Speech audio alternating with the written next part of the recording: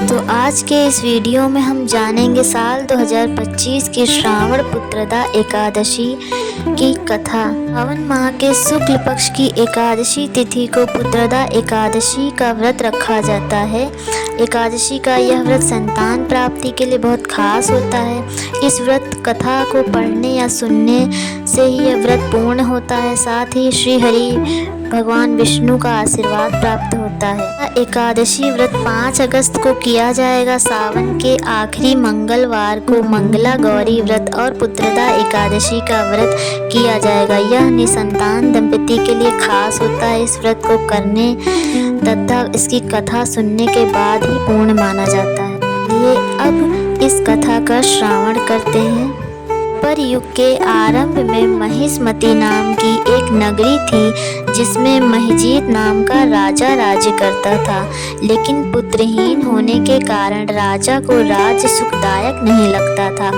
उसका मानना था कि जिसके संतान न हो उसके लिए लोक और परलोक दोनों ही दुखदायक होते हैं। पुत्र सुख की प्राप्ति के लिए राजा ने अनेक उपाय किए, परंतु राजा को पुत्र की प्राप्ति नहीं हुई। वृद्धावस्था आती देख राजा ने प्रजा के प्रतिनिधियों को बुलाया और कहा, हे प्रजाजनों, मेरे खजाने में अन्याय से उपार्जन किया हुआ धन नहीं है। न मैंने कभी देवताओं ब्राह्मणों का धन छीना, किसी दूसरे की धरोहर भी मैंने नहीं ली। प्रजा के पुत्र के समान पालता रहा। मैं अपराधियों को पुत्र तथा बांधुओं की तरह दंड देता रहा।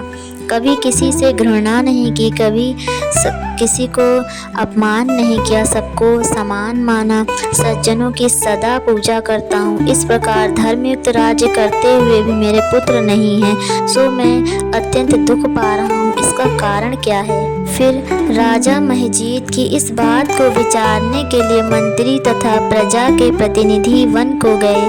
वहाँ बड़े बड़े ऋषि मुनियों के दर्शन किए। राजा की उत्तम कामना की पूर्ति के लिए किसी श्रेष्ठ तपस्वी मुनि को देखते फिरते रहे। एक आश्रम में तभी उन्होंने देखा एक अत्यंत वयोवृद्ध धर्म के ज्ञाता, बड़े तपस्वी, परमात्मा में मन लगाए हुए निराहार, जितेंद्र, जितात्मा, जित क्रोध, सनातन धर्म के गुण तत्वों को जानने वाले, समस्त शास्त्रों के ज्ञाता महात्मा लोमश मुनि को देखा, जिनका कल्प के व्यतीत होने पर एक रोम गिरता था।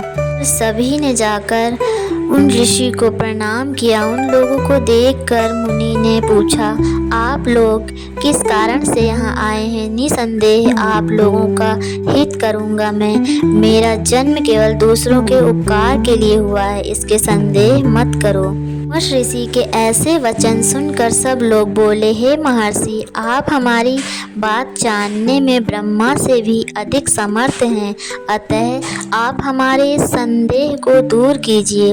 महिष्मती पुरी का धर्मात्मा राजा महिजीत प्रजा का पुत्र के समान पालन करता है, भी वह पुत्रहीन होने के कारण दुखी है। उन लोगों ने आगे कहा कि हम लोग उनकी प्रजा हैं, अतः उसके दुख से हम भी दुखी हैं। आपके दर्शन से हमें पूर्ण विश्वास है कि हमारा यह संकट अवश्य दूर हो जाएगा, क्योंकि महान पुरुषों के दर्शन मात्र से अनेक कष्ट दूर हो जाते हैं। अब आप कृपा करके राजा को पुत्र न होने का और इसके उपाय बताएं। यह वार्ता सुनकर ऋषि ने थोड़ी देर के लिए नेत्र बंद किए और राजा के पूर्व जन्म का वृतांत जानकर कहने लगे कि यह राजा पूर्व जन्म के एक निर्धन वैश्य था। निर्धन होने के कारण इसके कई बुरे कर्म किए और यह गांव के से दूसरे गांव व्यापार करने जाया करता था।